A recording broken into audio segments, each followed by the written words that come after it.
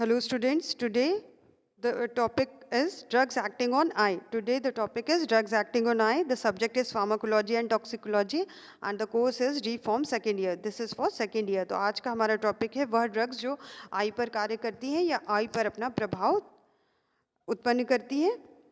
तो इनमें आज का कंटेंट्स है हमारे mydriatics, biotics and drugs used in glaucoma. तो आज हम 3 प्रकार की ड्रग्स देखेंगे, मीड्रियाटिक्स, बायोटिक्स और वह ड्रग्स जो ग्लूकोमा आई की डिसीज़ है जिसमें इंट्राओकुलर प्रेशर बढ़ जाता है आइज़ में के अंदर इंट्राओकुलर प्रेशर बढ़ जाता है, जिसकी वजह से जो ऑप्टिक नर्व होती है जो आई को जाती है वो डैमेज हो सकती है, ब्लाइंडनेस भी हो सकती है। तो ये भी एक सीरियस डिसीज़ है। एंड तो ये we will see the drugs used in glaucoma. तो स्टार्ट करते हैं मीड्रियाटिक्स से। मीड्रियाटिक्स क्या होते हैं? Agents producing mydriasis are known as mydriatics. वह ड्रग्स जो मीड्रियासिस उत्पन्न करते हैं वो मीड्रियाटिक्स कहलाते हैं। मीड्रियासिस मीन्स डायलिटेशन ऑफ प्यूपिल। मीड्रियासिस क्या है? प्यूपिल का जब डायलेट होती है तो उस कंडीशन को हम मीड्रियासिस कहते हैं, वह कंडीशन जिसमें प्यूपिल डायलेट होती हैं। Mydriasis can be produced by sympathomimetic drugs. Mydriasis 2 प्रकार की ड्रग्स से उत्पन्न किया जा सकता है। एक तो सिंपैथोमाइमेटिक ड्रग्स, एग्जाम्पल्स हैं एफेड्रिन, फिनाइलेफ्रिन एंड कोकेन। और second type of drug is anticholinergic drugs या फिर parasympathetic blockers and examples are atropine and homatropine. तो अब आते हैं सिंपैथोमाइमेट्रिक ड्रग्स, देखते हैं कि ये मिड्रियासिस कैसे उत्पन्न करती हैं। These drugs dilate the प्यूपिल। ये प्यूपिल को डायलेट करती हैं यानी कि मिड्रियासिस उत्पन्न करती हैं। दो have little effect on accommodation, लेकिन अकोमोडेशन पे कोई भी प्रभाव नहीं डालती हैं। अकोमोडेशन क्या होता है? अकोमोडेशन वो स्थिति है जब जो लेंस है वो फिक्स हो जाता है नियर विजन के लिए, यानी पास की चीज़ों को देखने के लिए आइज़ का लेंस ऐसे फिक्स हो जाता है कि केवल पास की चीज़ें ही दिखाई दें, नियर विजन के लिए फिक्स हो जाता है। तो इस कंडीशन को कहते हैं अकोमोडेशन। और दूसरी एक कंडीशन होती है पैरालिसिस ऑफ अकोमोडेशन या फिर जिसको कहते हैं साइक्लोप्लेजिया, जिसमें आई का लेंस जो है वो फोकस हो जाता है सिर्फ डिस्टेंट विजन के लिए, यानी कि दूर की चीज़ें ही, लेंस इस तरह से एडजस्ट हो जाता है, फिक्स हो जाता है कि केवल दूर की चीज़ें ही दिखाई देती हैं, पास की चीज़ें नहीं दिखाई देती। तो these drugs dilate the pupil though have little effect on accommodation, लेकिन ये अकोमोडेशन पे कोई प्रभाव नहीं डालती। These drugs act by contracting the radial muscles of the iris. Since they do not affect the ciliary muscles, they do not paralyze accommodation. तो ये ना accommodation को किसी भी तरह से प्रभावित नहीं करते, ना पैरालाइज करते हैं, यानी कि ना आइज़ बिल्कुल नॉर्मल देख सकती हैं, पास की चीज़ें भी, दूर की चीज़ें भी, नियर ऑब्जेक्ट्स और डिस्टेंट ऑब्जेक्ट्स दोनों क्लियरली दिखाई देता है। ये ना एकोमोडेशन उत्पन्न करती है ना पैरालिसिस ऑफ एकोमोडेशन उत्पन्न करती है। पैरालिसिस ऑफ एकोमोडेशन को साइक्लोप्लेजिया भी कहते हैं, जिसमें आई सिर्फ दूर की चीज़ें ही देख पाती है। जो प्यूपिल का डायमीटर है, प्यूपिल का जो डायमीटर है वो दो तरह की मसल्स से कंट्रोल किया जाता है। एक होती है रेडियल मसल्स और दूसरी होती है सर्कुलर मसल्स। तो ये रेडियल मसल्स को कॉन्ट्रैक्ट करते हैं लेकिन सीलियरी मसल्स के ऊपर कोई प्रभाव नहीं डालते हैं। तो रेडियल मसल्स की कॉन्ट्रैक्शन की वजह से जो है मिड्रियासिस उत्पन्न होता है और सीलियरी मसल्स पर कोई प्रभाव नहीं डालते, इसलिए अकोमोडेशन पे भी कोई प्रभाव नहीं डालते। Also these drugs do not raise the intraocular tension.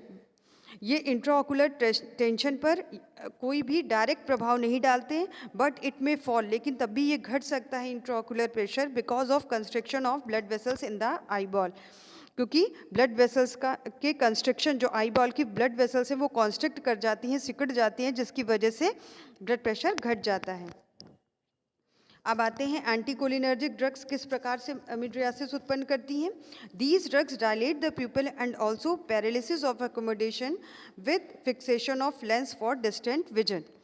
ठीक है, ये ड्रग्स प्यूपिल को डायलेट करती हैं और साथ साथ पैरालिसिस ऑफ अकोमोडेशन भी उत्पन्न करती हैं, और ताकि जो आई का लेंस है वो केवल दूर की चीज़ों को देख सके। तो ये ड्रग्स मिड्रियासिस भी उत्पन्न करती हैं, साथ साथ पैरालिसिस ऑफ एकोमोडेशन भी उत्पन्न करती हैं, जिसमें आई फिक्स हो जाती है डिस्टेंट विजन के लिए, यानी कि दूर की चीज़ों को देखने के लिए। ये कैसे उत्पन्न करती हैं? These drugs act by paralysing the circular muscles of iris. ये सर्कुलर मसल्स को पैरालाइज कर देती हैं, यानी कि उनकी एक्टिविटी को खत्म कर देती हैं। These drugs produce cycloplegia, paralysis of accommodation by blocking the response of ciliary muscle to parasympathetic stimulation. ये साइक्लोप्लेजिया भी उत्पन्न करती हैं क्योंकि सिलियरी मसल्स को भी ब्लॉक कर देती हैं। पैरासिम्पैथेटिक नर्वस सिस्टम के स्टिमुलेट होने पर सिलियरी मसल्स पर भी कोई प्रभाव नहीं पड़ता। Also, these drugs raise the intraocular tension because of drainage of aqueous humor through the canal of Schlemm is obstructed. ये इंट्राओकुलर टेंशन को भी बढ़ाती हैं क्योंकि जो aqueous humor fluid है जो है वो कैनाल ऑफ श्लम के थ्रू बाहर नहीं निकल पाता, ऑब्स्ट्रक्टेड होता है, यानी वो बाहर नहीं आ पाता। इस वजह से इंट्राओकुलर प्रेशर बढ़ जाता है। तो जो एक्वस ह्यूमर का जो ड्रेनेज होता है वो एक्वस ह्यूमर की वजह से होता है। आई बॉल की इंटीरियर में जो फ्लूइड प्रेजेंट होता है उसको एक्वस ह्यूमर कहते हैं।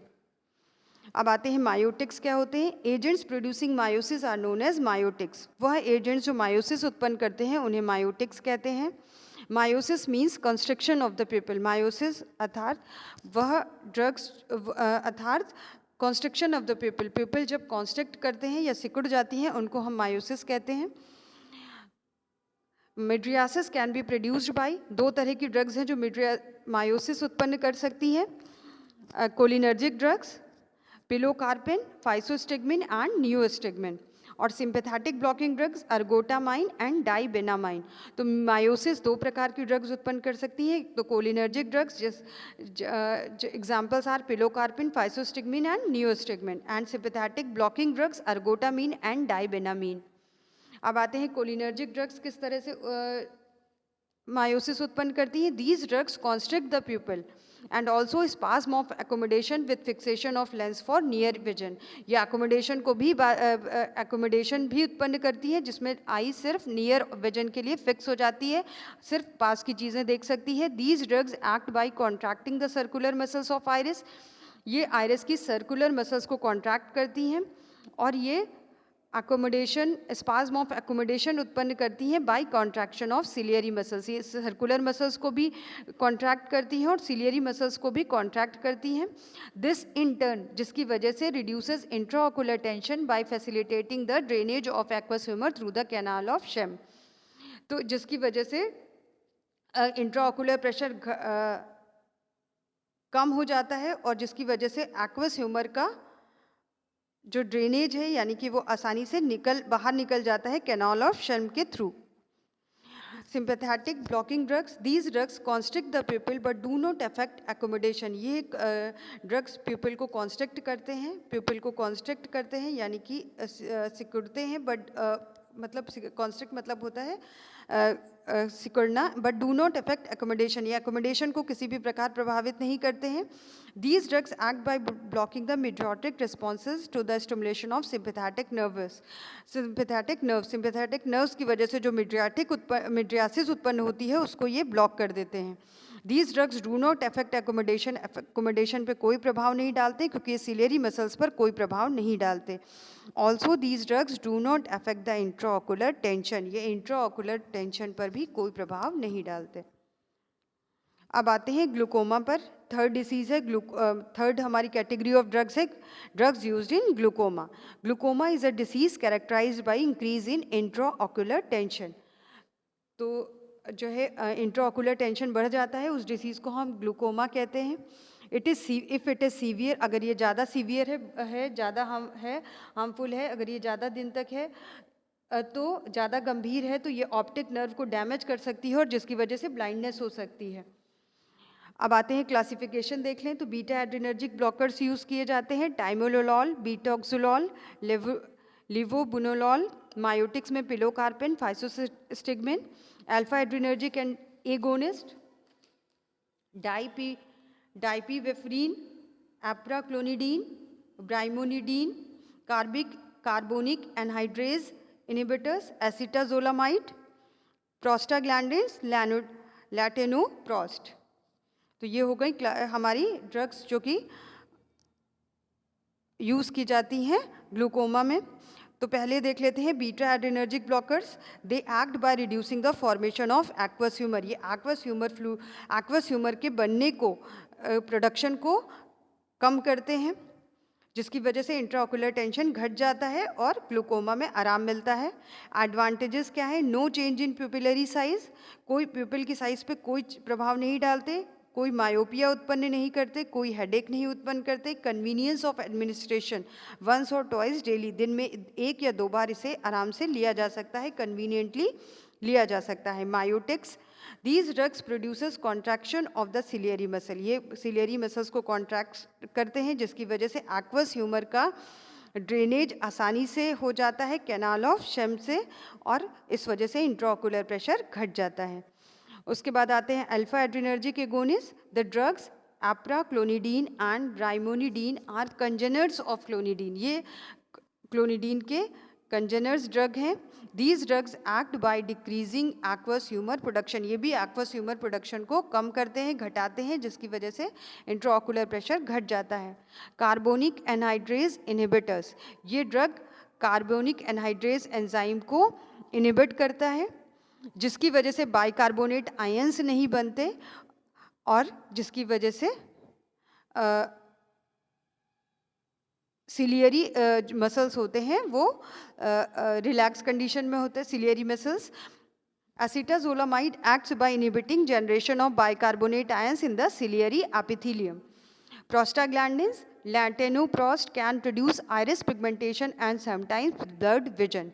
तो ये आयरिस का पिगमेंटेशन कॉज करते हैं, ब्लड विजन कॉज करते हैं प्रोस्टाग्लैंडिन्स, और also used in treatment of glaucoma. Thank you, students. I hope you must have understood the topic. Make your own notes and learn it. Thank you, students.